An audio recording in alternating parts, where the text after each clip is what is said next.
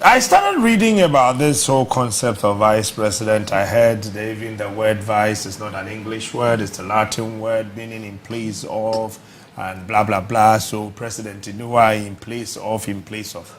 Tell me about the concept of vice presidentship in the politics of this world. Well, to start from where you began, say vice, or Latin word to say vice. Yeah, it is obia, obua, obi, auxiliary. Now, and then we should also praise the English people. The English language, is the only language that the biani, the normal for Frabeshi Mumeni. Tisakwashi is an English word, but borrowed from Ghana. That's right. I'm saying English word. Ghana for the another word because I have some bedia to doom so. So bedia to me. Binum say Hamatan ko borrow from Ghana. English language is always growing. I'm found some borrow baby from Latin, French, and others. Now, America, any the first country in the world that Omoji won found who the actual amamu krata a friend of constitution. Into maybe a wo wiaseno at the one amamu krata no and amamu ni na the to America edium. Na America if 4J won found who about 300 years ago, efi enyiresifoɔ ɛhɔ no definitely enam sɛ enya abro ahemfo na hya wɔn wasinti edi wɔn so nti enya ade a ombɛka queen or queen ɛwɔ hɔ the friend is a cabinet system there be ordinary people enti omu yi president. Now the first one was Washington. Initially no na wɔn ni bibia ye friend no vice president. Okay. And it came in as an afterthought to say, the nipa no way as president, have you considered the say where nipa at any time obetuma yare akoda hospital be 2-3 months now we yare be a malaria be attack no obetumi so nya stroke kura obetumi abodam ultimately obetumi ewu ne 4 years no na ontwa enwie. And the moment as answer mama bobosu nyina no emubi ebesino like oyare no da hospital when the best sign normal to say checks be Bank of Ghana for one sign be say international loan be obeche meeting be and net date in and so obeche e ba yes president no da kolebu let us say no kwa wo expose president to the public enti sadia yenya obi a oye ne boafo eno na ma akire no the concept of vice presidency no ebemu nti sa me born tough America kira wo say the issue of vice president that idea no philosophically na ba wontirimu kane say enam so mampani ye nipa no there must always be continuity of government irrespective of his frailties as a human being. Wo we ye nipa obetuma yare we ye nipa obetuma bodam we ye nipa obetumi ewu no must not affect the country's governance. Okay. And TMFA will be because and yet very likely so me no be with the same time or me no be stroke the same time. That was the first idea. Okay. The second idea was this: what 3 or more political party, 2-3 or more political parties. Now a cocoa banner say parties no a Martin a day press a wine by president or mampeni. Inti Ghana mamen fan say NDC MPP SACPP.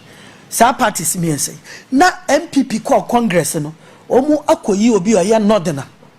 NDC so call Congress no omu so akoyi obi oye northerner. Na CPP so call Congress akoyi obi oye northerner.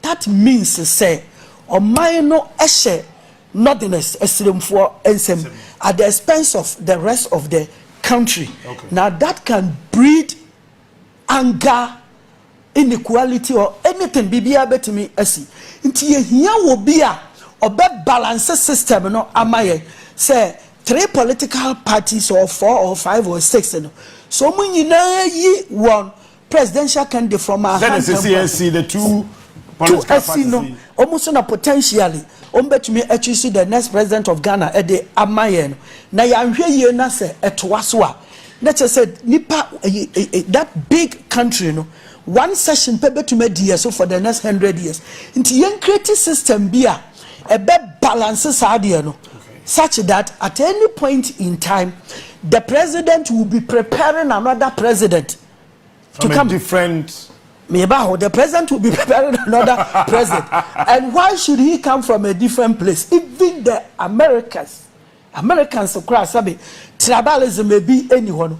And Jane said there can always be a darling boy of a certain state, and people would always choose their darling boys first.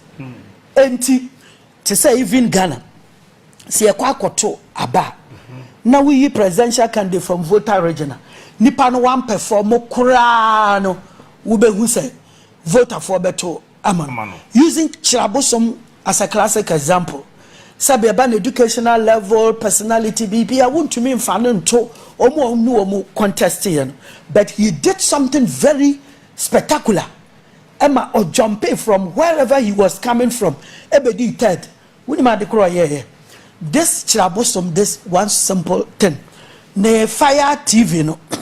And no chance say oh yi Kwame Nkrumah documentary sa na Ghana for adwene ba wo ho say the Nkrumah tradition is almost dead. Na NDC tradition, the Rollins tradition, MPP, Batemo tradition. Kwame Nkrumah de no party bia ni ho a otumi project. And na papa eyi Kwame Nkrumah ni mfoni ni e de kire Ghana for out of sympathy. People voted for Chirabosom. Ebedi third. America got to know this almost 300 years ago. So adibia we you will have natural sympathizers. Nti se kobasa president no oni vice. President ni sympathy ni ko no nko aho. So many presidents would come on be free one place. Nti yempe obia se president no so eyi no a onyi ni free another place or the different sympathy e dey eba. And that is why in American politics, you don't really come across president and the running mate coming from the same state. But away every northern state in Mubi, now every southern state. And in Ghana politics, what can you say? The aye ejuma ye pa will be presidential candidate. Says 79 constitutional.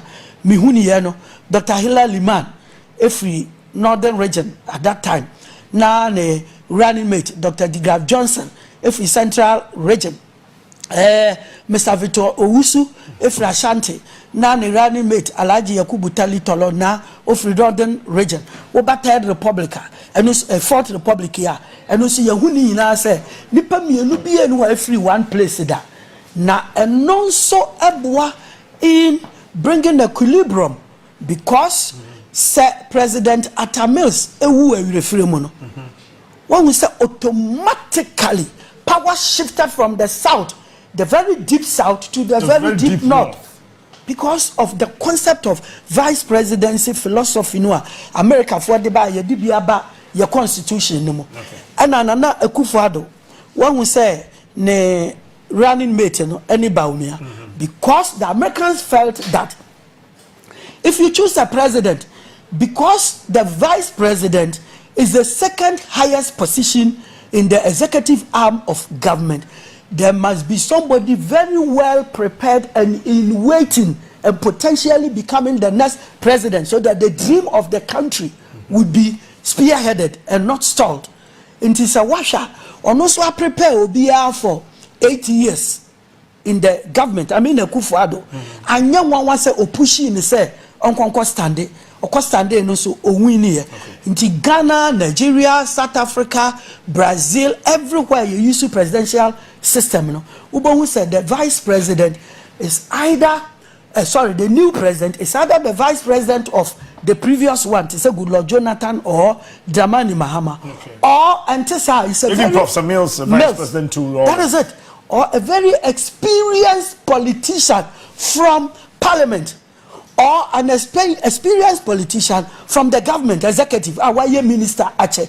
So in the case of vice president, you don't surprise anybody because there must be continuity. You don't surprise anybody. You don't, because we have the party that will give birth to the government, and the government will give birth to the presidency. But usually, in the matter of Professor John Evans Fifiati Mills, I don't know. I've not read much about him, but I saw him as a vice president. That time, now, only too known in the circles of the NDC, he was, a professor teaching at Legon. Ushe Alihu Mahama, he was also not too known in the political circles. even Dr. Baumia, then before Krasi, so if you look at the track records of these people, as compared to John Dramani Mahama, who was a member of parliament and a former minister of state. Matter where you know, let's start from Rollins. You see, Rollins wanted to build a tradition. Okay. A traditional. Onimisa wuntumi started before Frobia mani nyeye. Now there was that Nkrumah tradition there, and then the UP tradition. Now ni obetuma said no, and only the Nkrumah tradition. Why? Nkrumah himself hailed from a very minority or very minor Akan tribe. Nzema Akan. Sure. But as opposed to the chief speaking Akan, so no more Ketuwe. In the case of UP, it started from the Asante-Hini's own house. Now, in the case of Ashanti, it's about the biggest region in Ghana. Right. I have to say Ashanti. Right. New Jabe, Ashanti. Obi Anson himself, Kwawu, Ashanti. Into that tradition, we could, and I chum for us to do a walk account. Into that tradition, we are not so I saw tend to them compromise or destroy one be into a goddamn compromise, no, at the bar, no. Every day, lecturers are why. Kwame na why no muchira ade university here nim kofo ne bebre ye compromise HSM oyi Nkrumah firo no no aba abehye eho. So even though na ye nim John Evans Atamils in NDC circles, everybody knew him in the Nkrumah circles. Oh, okay. Internet say balance says so no gina homa militarism. Kwame Nkrumah for na mu di na chi ni nyina so mba hu so mo pani nie. Ko chikata on some Rollins or Nkrumah nipa. Okay. Any professor why Kofi I would know. Nkrumah enipa. Why mu nyina Nkrumah enkrofo. Dramani mama omu a emisa atamo ne party ni nyina akwa Nkrumah dia. Nti ma mempa Nkrumah nipa manti he was thinking about the continuity of his tradition. Very important. Now you go to Akufo-Addo Ubo Nedino. Tama Ochusu Baumiano. No ni abaimu. No ni abaimu. And he had enough time to coach the person. Okay. And Okokofa technocrat. In much the same way, President Kofo or also Echusu Eliu Mahama. No, so ni abaimu. Okay. So what abaimu is different from say ni abaimu. And also ni na no sawasha. Normal me bubo din philosophically the vice president no. Say wusha continuity dey na ni ho because oni abaimu a.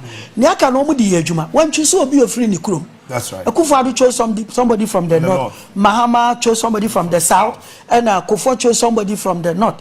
And then Rollins, also being from Volta, chose an Akan. Inti ocheso mu nyina the concept ni ye adwuma. All right.